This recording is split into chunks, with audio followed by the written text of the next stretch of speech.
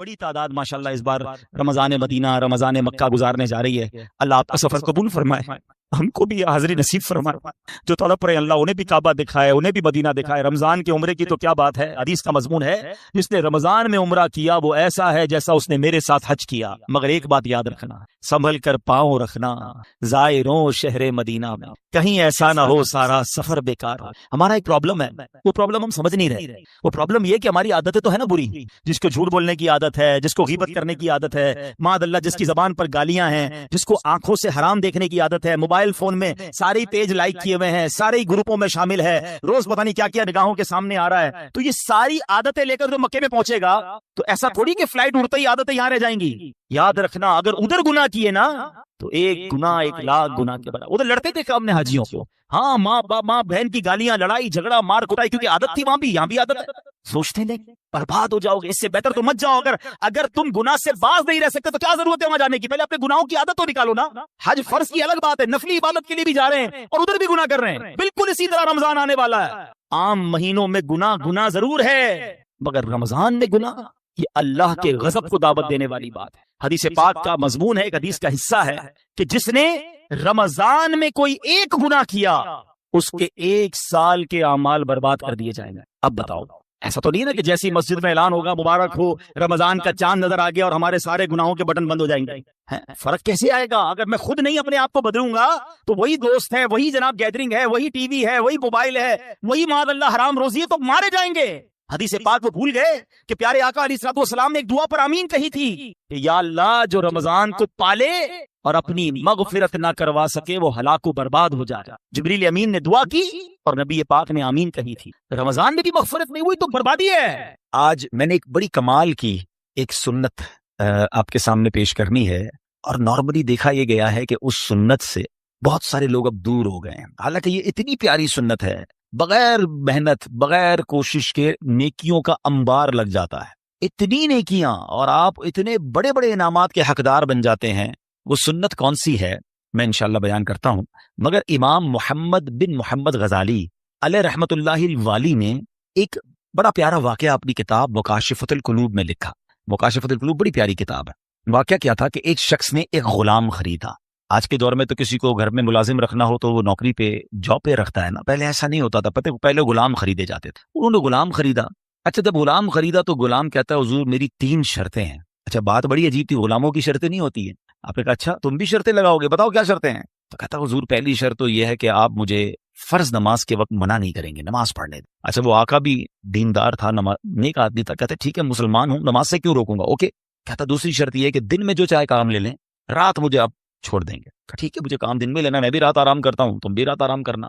کہتا تیسری شرط یہ ہے کہ آپ مجھے اپنے گھر میں کوئی بھی ایک الگ سے کمرہ دے دیں گے تاکہ میں سیپریٹ رہوں. تو کہا ٹھیک ہے, میں نے بھی یہ سوچا تھا گھر میں بہت سارے کمرے ہیں, غلام کا کمرہ ہوتا ہے تو میں کمرہ دے دوں گا. شرطیں کوئی مشکل تھی نہیں, آقا نے ایکسپٹ کر لی. غلام گھر پر آیا, بڑا محنتی غلام تھا, دن میں کام کرتا, رات اپنے کمرے میں چلا جاتا. ایک دن آقا چلتے چلتے اس کے کمرے کے پاس سے جب گزرا تو دیکھا عجیب منظر ہے. کمرے کی چھت کھلی ہوئی ہے, آسمان سے نور برس رہا ہے, غلام سجدے میں ہے, اللہ کی عبادت کر رہا ہے اور اللہ کو رو رو کر یہ عرض کر رہا ہے کہ میرے مولا میں غلام ہوں, دن میں میری ڈیوٹیز ہیں, اگر یہ کام نہ ہوتا تو میں دن بھی تیری عبادت کرتا, رات بھی تیری عبادت کرتا. آقا بڑا حیران ہوا کہ یہ میرا غلام کیا چیز ہے, ایسی عبادت, ایسا نور اور ایسی گفتگو.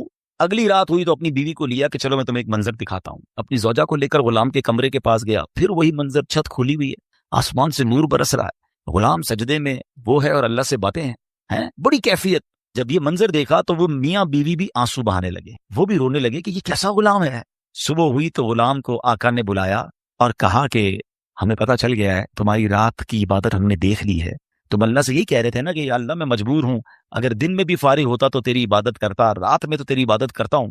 تو ہم میاں بیوی نے فیصلہ کیا ہے کہ آج کے بعد تم آزاد ہو, جاؤ دن میں بھی عبادت کرو, رات میں بھی اللہ کی عبادت کرو. اچھا ہماری جگہ کوئی ہوتا تو بڑا خوش ہو جاتا کہ چلو یار انعام مل گیا. غلام کو آزاد ہونا بڑی نعمت تھی, مگر وہ غلام دراصل وہ آقا بننے کے قابل تھا. وہی آقا تھا, وہ بڑا کمال کا بندہ تھا.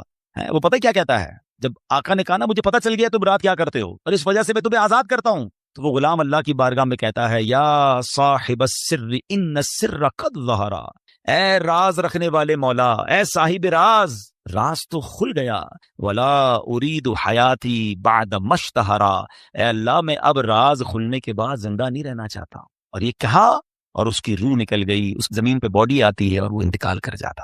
اے میرے پیارے اسلام، اب غور کیجیے، اس واقعے سے بہت سارے لیسن ملیں گے. جو میں نے کہا تھا نا کہ نبی پاک کی ایک سنت بیان کرنی ہے، وہ سنت کون سی ہے؟ وہ سنت ہے ذکر الہی. میرے آقا خوب اللہ کا ذکر کرتے تھے. کتنا ذکر کرتے تھے؟ آپ کو میں اندازہ کرواتا ہوں، آپ کو اندازہ ہو جائے گا. نبی پاک سونے سے پہلے اللہ کا ذکر، جاگنے کے بعد اللہ کا ذکر، کھانے سے پہلے اللہ کا ذکر، کھانے کے بعد اللہ کا ذکر ہے. پیارے آقا گھر سے نکلتے ہوئے اللہ کا ذکر، گھر میں داخل ہوتے ہوئے اللہ کا ذکر، قدم قدم پر اللہ کا ذکر. کیسے؟ یہ سب چیزوں کی دعائیں ہیں نا. کھانے سے پہلے کی دعا، کھانے کے بعد کی دعا، پانی پینے سے پہلے کی دعا، پانی پینے کے بعد کی دعا، آئینہ دیکھنے کی دعا، سرما لگانے کی دعا. اس کا مطلب کیا ہے؟ دعا کیا ہے؟ ذکر الہی ہے نا. اللہ سے باتیں کرنا ہے نا. نبی پاک قدم قدم پر اللہ کو یاد کرتے. سورج گرہن کی دعا، چاند گرہن کی دعا، بارش برس رہی ہے پھر دعا، بادل گرج رہے ہیں پھر دعا، قدم قدم پر دعائیں.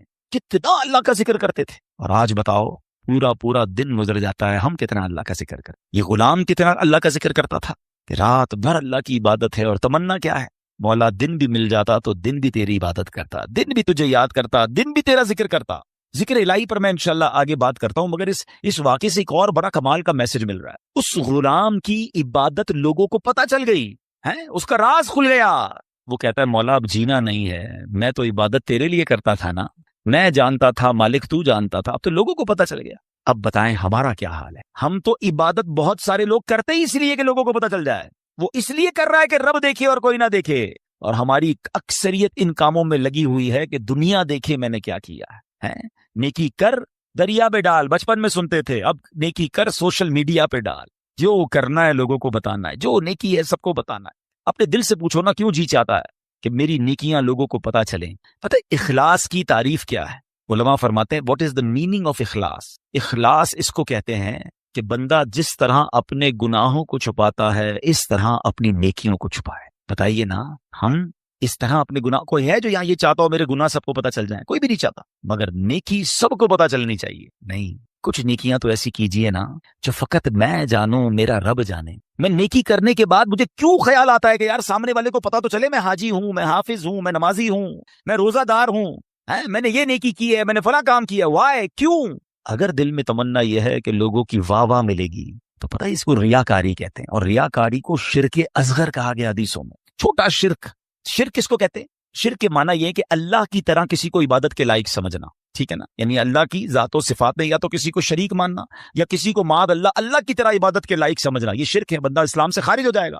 اب اس کو شرک اصغر کیوں کہا گیا؟ کہ بندہ پڑھ تو نماز رہا ہے، رکھ تو روزہ رہا ہے، صدقہ کر رہا ہے، خیرات کر رہا ہے، عبادت اللہ کی کر رہا ہے، مگر دل میں تمنا ہے کہ لوگ راضی ہو جائیں، لوگ خوش ہو جائیں. نیت کیا ہے؟ نیت رب کو راضی کرنے کی نہیں، لوگوں کو راضی کرنے کی. اب ہم چیک کر لیں کہ کہیں ایسا تو نہیں کہ شیطان ہمارے اندر یہ وبا داخل کر چکا ہے کہ پہلے تو نیکی نہیں کرنے دیتا، لیکن نیکی کر لے تو پھر چھپانے نہیں دیتا، پھر بچانے نہیں دیتا، پھر ایسی باتیں دل میں لاتا ہے کہ اس کو بھی بتا دے، اس کو بھی بتا دے. کیوں؟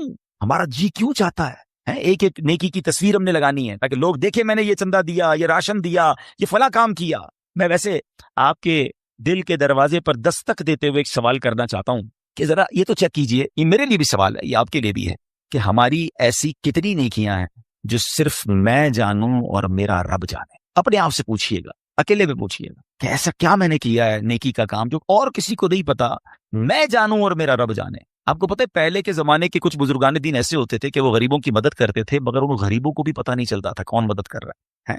بعض اوقات ان بزرگوں کا انتقال ہوتا نا تو لوگ کہتے ہیں یار وہ ہر مہینے مدد آتی تھی، راشن آتا تھا، اب نہیں آ رہا، تو پتہ چلتا تھا کہ وہ فلاں بزرگ کا وصال ہوا ہے، وہ ہر مہینے مدد کرتے تھے، مگر کبھی انہوں نے نہیں بتایا، پتہ لگنے بھی نہیں دیا. اور آج ہم کسی کی مدد کریں تو اس پر احسان جتاتے ہیں، بھائی یاد ہے نا میں نے مدد کی تھی، بھول تو نہیں کیا تیرا ساتھ دیا تھا. ہر مہینے اگر کسی کی مدد کر رہے ہیں تو ہر مہینے احسان جتا رہے ہیں، ہر مہینے اس پر روب جھاڑ رہے ہیں.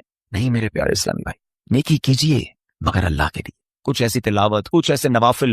آپ دیکھیں نا تہجد بندہ کب پڑھتا ہے؟ رات کو پڑھتا ہے، بعض اوقات اکیلے میں پڑھتا ہے جب کوئی نہیں دیکھ رہا، دنیا سو رہی ہے، تہجد پڑھ رہی. کیا کمال کا یہ کام ہے کہ میں جانوں رب جانے.